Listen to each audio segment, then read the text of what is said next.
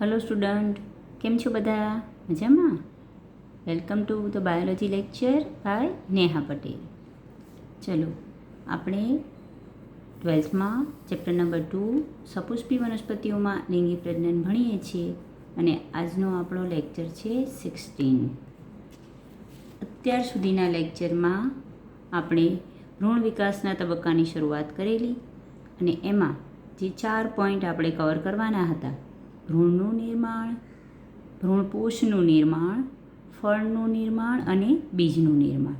એમાંથી આપણે 2 પોઈન્ટ એટલે કે કઈ રીતે ભ્રૂણ નિર્માણ પામે છે એ અને ભ્રૂણપોષનું નિર્માણ કઈ રીતે થાય છે એ 2 ટૉપિક આપણે કવર કરી લીધા છે. આજનો આપણો ટૉપિક રહેશે બીજ.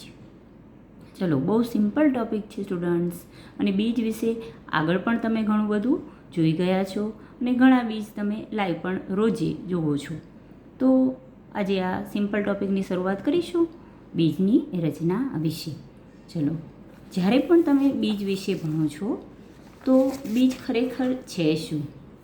જે આપણે લિંગી પ્રજનનની પદ્ધતિ આખી જોઈએ છીએ એની અંતિમ નીપજ એ બીજ છે. સમજો, લિંગી પ્રજનન એટલે શું? પહેલાં તો યાદ કરો કે જેના દ્વારા સજીવ પોતાના જેવો જ બીજો સજીવ ઉત્પન્ન કરે એ પ્રક્રિયાને લિંગી પ્રજનન કહીએ છીએ. વનસ્પતિમાં જ્યારે પણ લિંગી પ્રજનન થાય છે તો બધા જ તબક્કાને અંતે બીજનું નિર્માણ થાય છે. અને આપણને ખબર જ છે કે જ્યારે આપણે બીજને જમીનમાં વાવીએ છીએ ત્યારે બીજમાંથી ફરી નવા છોડનું, બાળછોડનું નિર્માણ થાય છે. બાળછોડનું નિર્માણ થયું એનો મતલબ કે બીજી પેઢીનું નિર્માણ થયું. બરાબર છે? તો બીજ એ આવૃત બીજધારી વનસ્પતિમાં લિંગી પ્રજનનની અંતિમ નીપજ છે. ખાસ ધ્યાન રાખશું સ્ટુડન્ટ્સ, નાના નાના MCQ માટે પણ આ બધા પોઈન્ટ કવર કરીશું. બહુ જ સિમ્પલ ટૉપિક છે. હા, ચલો, બીજને બીજી રીતે જોવા જઈએ તો ફલિત અંડક પણ કહેવામાં આવે છે. કેમ ફલિત અંડક કહે છે? કારણ બીજનું નિર્માણ અંડકમાંથી થાય છે. હું તમને આગળ સમજાવું છું ફિગર સાથે. પરંતુ ફલિત અંડક એટલે કે અંડકનું ફલન થઈ અને જે રચના બને છે એ કઈ છે? બીજ છે. બરાબર છે? તો તેને ફલિત અંડક કેમ કહેવામાં આવે છે એ પણ આપણે સમજી શકીએ. હવે જ્યારે પણ કોઈ પણ આપણે લાક્ષણિક બીજ જોઈએ તો બીજના મુખ્ય 3 ભાગો હોય. એક બીજાવરણ, જો વધારે હોય તો બીજાવરણો લઈશું, બીજપત્ર, 2 હોય તો બીજપત્રો અને ભ્રૂણધરી. ઇન શોર્ટ 3 મુખ્ય ભાગો રહેશે: બીજાવરણ, બીજપત્ર અને ભ્રૂણધરી. આ ત્રણેય ટોપિક આપણે સ્ટેપ વાઇઝ સરસ સમજીશું. જ્યારે પણ આપણે બીજના પ્રકાર જોઈએ તો અલગ અલગ લક્ષણોને આધારે બીજના પ્રકાર પાડી શકાય છે. સૌપ્રથમ તો હંમેશા આપણે જ્યારે પણ તમને કોઈ પૂછે છે કે બીજના પ્રકાર સમજાવો તો પહેલો જ આપણને મગજમાં જે આઈડિયા આવે એ શું છે? એકદળી બીજ અને દ્વિદળી બીજ. તો એકદળી બીજ અને દ્વિદળી બીજ એ શેના આધારે આપણે વર્ગીકરણ કરીએ છીએ? તો આના આધારે. એમાં બીજપત્ર કેટલા છે એના આધારે આપણે એકદળી બીજ, અને જો બીજપત્રની સંખ્યા 2 છે તો એને આપણે દ્વિદળી બીજ કહીએ છીએ. બરાબર? તો અહીંયા એ પણ આપણે ધ્યાનમાં લઈએ કે એકદળી બીજ અને દ્વિદળી બીજ છે એ વર્ગીકરણ આપણે કયા લક્ષણને આધારે કરીએ છીએ તો તે લક્ષણ છે બીજપત્રની સંખ્યાને આધારે આપણે એકદળી બીજ અને દ્વિદળી બીજ એમ 2 વર્ગીકરણ કરીએ છીએ. લાક્ષણિક ઉદાહરણ પણ ખબર છે. ઘઉં છે, એકદળી બીજ છે, કારણ કે એના જ્યારે પણ તમે 2 ફાડ કરવા અથવા 2 ભાગ કરવા જાઓ છો તો 2 સરખા ભાગ થતા નથી. વટાણા છે, વાલ છે, રાજમા છે, ચણા એ બધા જ દ્વિદળી બીજ છે, કારણ કે તેના 2 સરખા ભાગ થઈ શકે છે. જ્યારે પણ એ આપણે ભણીએ ત્યારે જોઈએ. તો સૌ પ્રથમ જ ટૉપિક આપણે એ કવર કર્યો છે કે બીજપત્રો. તો ભ્રૂણના બીજપત્રો ખૂબ જ સરળ રચના ધરાવે છે અને સામાન્ય રીતે તે અનામત ખોરાકનો સંગ્રહ કરવાથી, અને મોટે ભાગે વધુ કયા કુળમાં? સિંબી કુળની જે વનસ્પતિ છે તેમાં બીજપત્ર થોડું જાડું અને ફૂલેલું હોય છે. જે પણ આપણે ફાડ 2 જોઈએ છે, ધારો કે ચણાની દાળ છે તો એ જે 2 ભાગ છે એ દળદાળ હોય છે અને જાડા હોય છે. તો તો એ શેના કારણે છે? કારણ કે એમાં અનામત ખોરાકનો સંગ્રહ થયેલો હોય છે, બરાબર. અને સિમ્બિકુળની જે બધી વનસ્પતિ છે તેમાં તો આ સામાન્ય ઘટના છે. તો આ થયો પહેલો ભાગ બીજનો, બીજપત્રો વિશે. પછી બીજાવરણો, બરાબર, અથવા એને અંડક આવરણો કહીએ છીએ. કેમ? કારણ કે બીજાવરણોનું નિર્માણ શેમાંથી થાય છે? અંડક આવરણોમાંથી. બીજની બહારનું જે રક્ષણાત્મક સખત આવરણ હોય એને આપણે બીજાવરણ કહીએ છીએ. બીજાવરણમાં એક નાની છિદ્ર જેવી રચના જોવા મળે. અંડકનું રૂપાંતર બીજમાં થાય છે. અંડકમાં અંડક છિદ્ર યાદ કરો, બરાબર છે.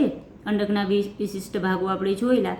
તો જે અંડક છિદ્ર એ જ બીજ છિદ્રમાં પરિણમે છે. અને એનું પણ મહત્ત્વ છે. જ્યારે પણ આપણે બીજને વાવીએ છીએ અને એમાંથી બીજાંકુરણ થાય તો બીજાંકુરણ માટે બીજને ચોક્કસ જે ઓક્સિજનની જરૂર પડે છે, પાણીની જરૂર પડે છે, એ પાણી અને ઓક્સિજન એનો પ્રવેશ બીજ છિદ્રમાંથી બીજમાં થાય છે. બીજાવરણો પણ સોફ્ટ એટલે કે પોચા બની અને પાણીને ગ્રહણ કરે છે, પણ સીધું જ બીજનો પ્રવેશ બીજ છિદ્ર સીધું જ પાણીનો પ્રવેશ બીજ છિદ્રમાંથી થઈ શકે અને ઓક્સિજન પણ જાય. ચોક્કસ તાપમાન હોય એટલે તાપમાન, પાણી, ઓક્સિજન જેવી પરિસ્થિતિ પ્રાપ્ત થતાં બીજમાંથી બીજાંકુરણ થઈ અને નવા છોડનું નિર્માણ થઈ શકે છે.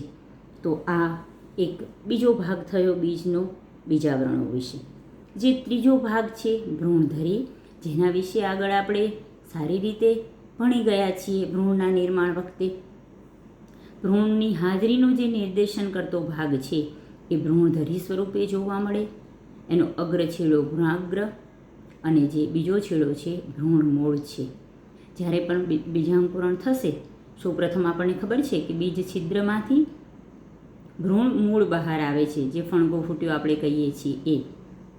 અને જે બીજાંકુરણ વખતે બે પર્ણજીવી રચના જે આગળ નીકળે છે એ કોનો ભાગ છે? ભ્રૂણાગ્રનો. ઇન શોર્ટ, જ્યારે પણ બીજાંકુરણ થઈ અને નવા છોડનું નિર્માણ થશે તો પ્રરોતંત્રનું નિર્માણ ભ્રૂણાગ્રમાંથી થાય છે અને મૂળતંત્રનું નિર્માણ ભ્રૂણ મૂળમાંથી થાય છે, જે આપણે સ્ટાન્ડર્ડ 11માં સારી રીતે ભણી ગયા છીએ.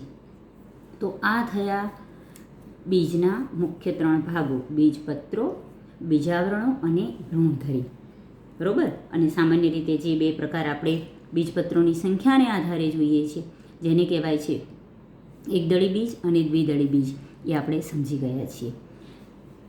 આગળ જતાં આપણે ફળ વિશે ભણવાનું છે, છતાં પણ એક ફિગર દ્વારા તમને આ વસ્તુ ફરી હું સારી રીતે સમજાવવા માગું છું. ચલો, અહીંયા એક મેં ફિગર દોરીને રાખી છે તમારા માટે. તમે જ બોલતા જાઓ. આખી ફિગર શેની છે હવે તમને ખબર પડી જ ગઈ છે. આ રચના બીજાશય દર્શાવે છે, બરાબર છે.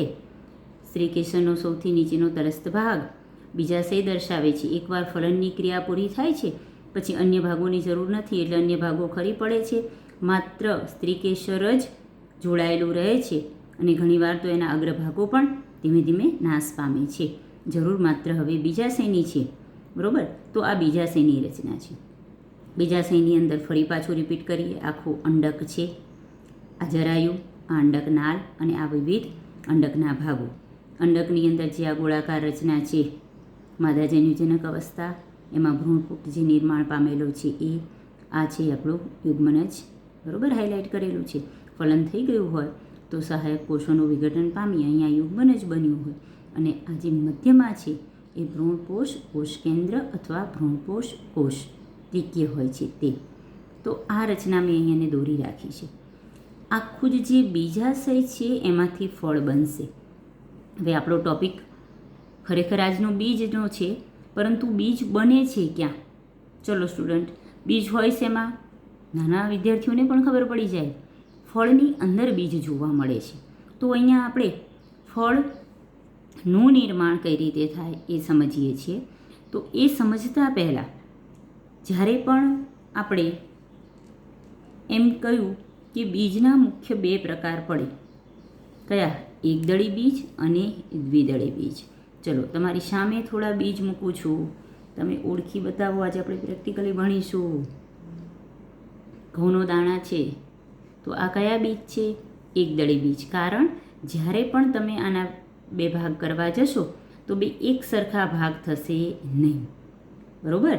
તો માત્ર એક જ બીજપત્રની હાજરી છે એટલે આપણે આ બીજને એકદળી બીજ કહીશું. ચલો, હવે આ છે વટાણાનું બીજ, આ છે રાજમા કિડની બીન્સ. તો આ બધા છે દ્વિદળી બીજ. કારણ કે જ્યારે પણ આના ભાગ કરશો તો બે એક સરખા ભાગ જોઈ શકાય છે. તો બીજપત્રની સંખ્યાને આધારે જે બે પ્રકાર આપણે પાડીએ છીએ, એકદળી બીજ અને દ્વિદળી બીજ, એ બે અહીંયા જોયા. ચલો, આજ તમને આપણે બધી જ રચના બહુ સરસ રીતે સમજાવીશું. આખા બીજાશયમાંથી ફળનું નિર્માણ થાય છે. આજે તમારા માટે સરપ્રાઈઝ એક ફળ છે, બરોબર? ચલો, તમારા બધાનું ફેવરેટ મેંગો. અત્યારે સિઝન પણ છે, બધા જ ખાતા હશો. તો એને ખાતી વખતે ભણતા પણ જઈએ તો તમને બહુ મજા આવશે. આખું જ બીજાશય એમાંથી આખું આ ફળનું નિર્માણ થયું છે. જ્યારે પણ ફળ જોઈશું તો ફળના પ્રકાર માંસલ અને શુષ્ક આવશે. સમજી શકાય કે જે ફળ દળદાર છે, સોફ્ટ છે, માંસલ છે એટલે આપણે એને રસાળ છે એટલે એને આપણે માંસલ ફળ કહીશું. તો કેરી છે એ માંસલ ફળ છે. આખું બીજાશય એમાંથી આ ફળનું નિર્માણ થયું. બીજાશયની જે દિવાલ છે, સમજો ખાસ, બીજાશયની દિવાલ છે એમાંથી ફળની દિવાલ, બહારની જે છાલ છે એ, જેને ફલાવરણ કહેવાય છે, એનું નિર્માણ થયું. બે સ્ટેપ ખબર પડી ગઈ. આખા બીજાશયમાંથી ફળ, બીજાશયની દિવાલ એ ફળની દિવાલ.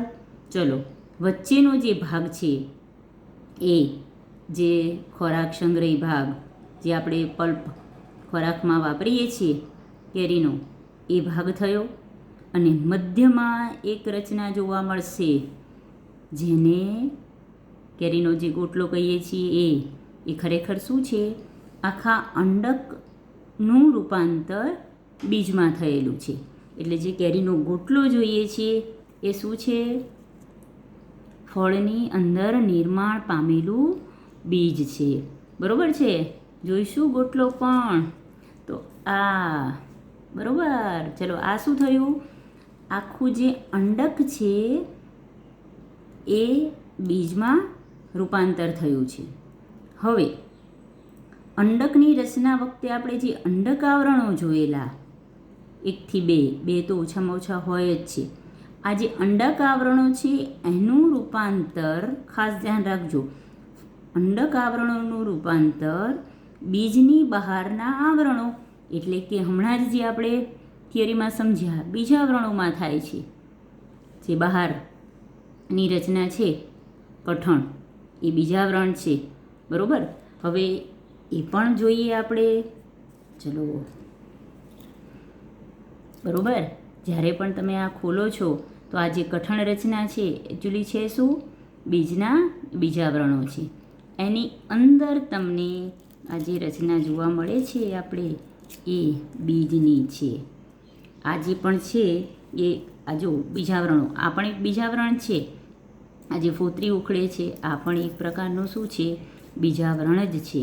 અને આ આપણું બીજ છે. આખું અંડક, એમાંથી બીજ, અંડકના અંડક આવરણો, જે બીજાવરણો તો આપણે દૂર કર્યા, તેના બે એક સરખા ભાગ થઈ શકે છે, બરોબર? તો આ બે રચના શું છે? આ બે બીજપત્રો છે. બે બીજપત્રો કે જે તમે દળદાર જોઈ શકો છો, માંસલ. રીઝન જાડા અને દળદાર શેના કારણે બને છે? અનામત ખોરાકનો સંગ્રહ થવાથી એ જાડા અને દળદાર બને છે, બરોબર? તો આ આપણે સ્પષ્ટ ભાગો. હવે અંદર ભ્રૂણ, અહીંયા જે તમે રચના એક સૂક્ષ્મ દેખાશે જે ભ્રૂણધરી કહેવાય, જે ઘણીવાર તમે ગોટલાને પલાળી અથવા બાફી અને બે ભાગ કરો ત્યારે ભ્રૂણ સ્પષ્ટ રીતે એમાં જોઈ શકાય છે. તો જે અંડકની અંદર જે આ યુગ્મનજ છે એમાંથી ભ્રૂણનું નિર્માણ થશે, બરોબર? તો આજે આપણે આ પણ જોયા. બીજા પણ એક ફળને સમજીએ છીએ. તમને થશે કે આજે મેડમ ફ્રૂટ ડે સેલિબ્રેટ કરી રહ્યા છીએ, પ્રેક્ટિકલી ભણવાની તમને કંઈક ઇન્ટરેસ્ટ આવે, મજા પડે એવી કંઈક વાત. ચલો, મેં એક સામે તમારી સામે બધા પોઈન્ટ પણ પહેલાં કવર કરી લીધા છે. એકવાર સમજી ગયા એટલે હવે તમને ખબર પડશે. બીજાશયનું રૂપાંતર ફળમાં, આખું બીજાશય ફળમાં. બીજાશયની દિવાલનું રૂપાંતર ફળની બહારની દિવાલ ફલાવરણમાં. આખું જે અંડક એનું રૂપાંતર બીજમાં. અંડકના અંડકાવરણો એનું રૂપાંતર બીજની બહારના બીજાવરણો. અંદર જે યુગ્મનજ છે 2n બન્યું છે એમાંથી શું બનશે? ભ્રૂણ. અને જે મધ્યમાં ત્રિકીય ભ્રૂણપોષ કોષ કેન્દ્ર છે એમાંથી શેનું નિર્માણ થશે? ભ્રૂણપોષનું નિર્માણ. બરાબર. તો આ નાના નાના પોઈન્ટ છે કે જે તમને MCQમાં ખાસ ધ્યાનમાં રાખવાના રહે, કન્ફ્યુઝ થવાનું નથી. એટલું સિમ્પલ અને સરસ ટોપિક છે. ચલો, અહીંયા જે મેં ફિગર દોરીને રાખી છે એ એક ફળની છે અને એ ફળ તમે બધા સારી રીતે જાણો છો. ચલો, આજે બીજું ફળ પણ લાવીશું તમારા માટે, ચીકુ. બરાબર, ફરી સમજી શકાય. બીજાશય ફળમાં રૂપાંતર પામે, જે એની બહારની છાલ. ચલો જોઈશું. જે બહારની છાલ આપણે દૂર કરીએ છીએ, જે આ દૂર થઈ શકે છે આ રીતે. આ શું છે? આ જે બહારની છાલ દૂર થઈ એ છે ફલાવરણ. મધ્યમાં જોઈ શકાય શું છે? બીજ. બરાબર. ચલો, પ્રેક્ટિકલી બીજ જ મૂકું છું. સમજાઈ ગયું? આ જે મધ્યમાં બીજ દેખાય છે, આખું બીજ શેમાંથી બન્યું છે? અંડકનું રૂપાંતર છે. એની બહાર જે કાળો ભાગ જોઈ શકાય. જ્યારે પણ તમે કોઈ પણ બીજ આ રીતે જુઓ છો, ચલો આ જોઈએ.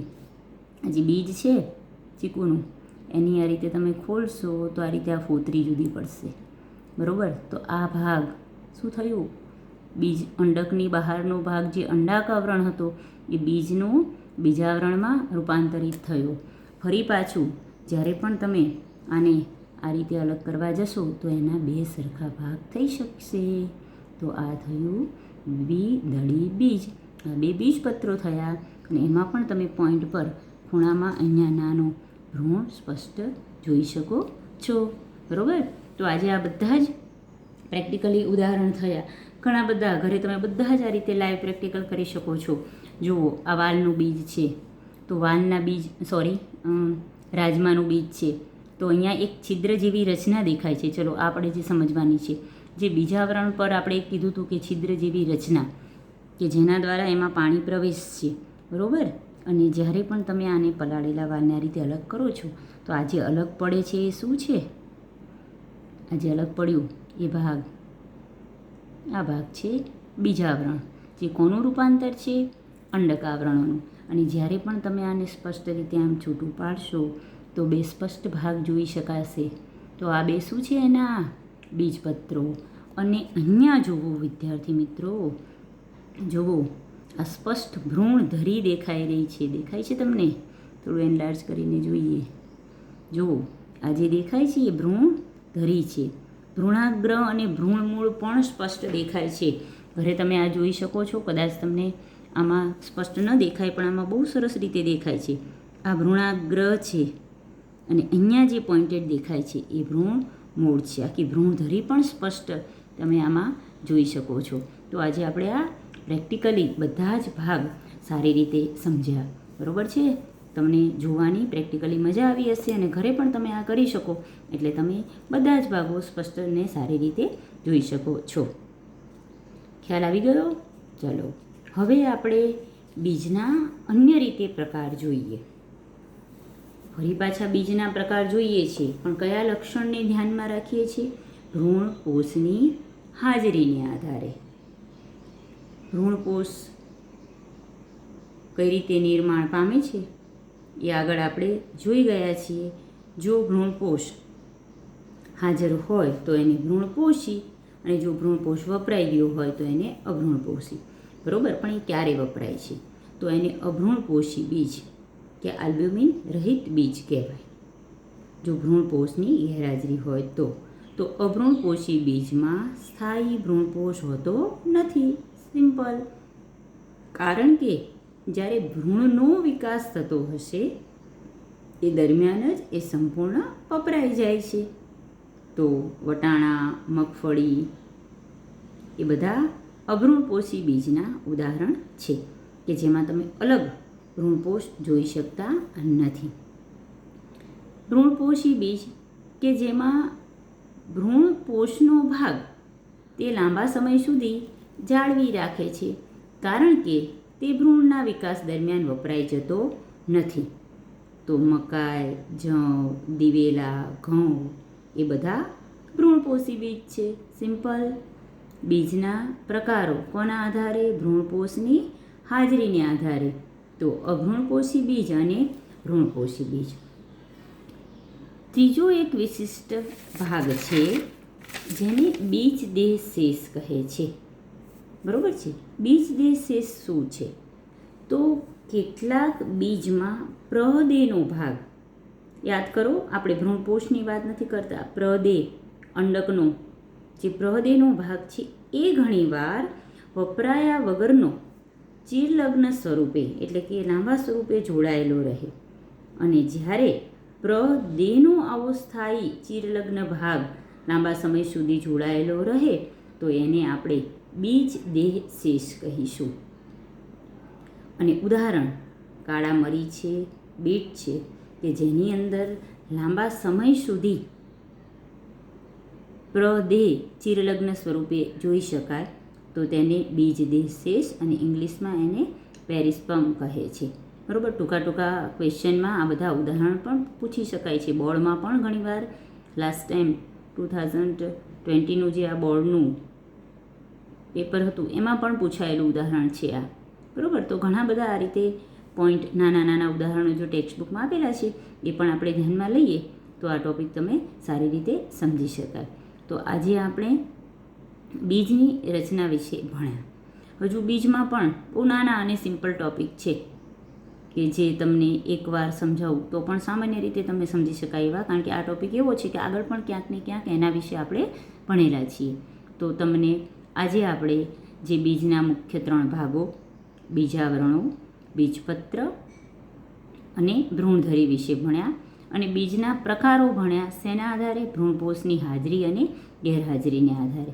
એમાં 2 પ્રકાર અભ્રૂણપોષી અને ભ્રૂણપોષી, અને ત્રીજો વિશિષ્ટ પ્રકાર કે જેમાં પ્રદેહ ચિરલગ્ન સ્વરૂપે રહે છે કે જેને આપણે કહીશું બીજદેહ શેષ. બીજ વિશેના આગળના બીજા નાના નાના ટૉપિક મેં અલગ અલગ ટૂંકનોંધ સ્વરૂપે તૈયાર કરી અને નોટ્સમાં લખેલા છે, જે આપણે નેક્સ્ટ ટૉપિકમાં ભણીશું. જય હિન્દ.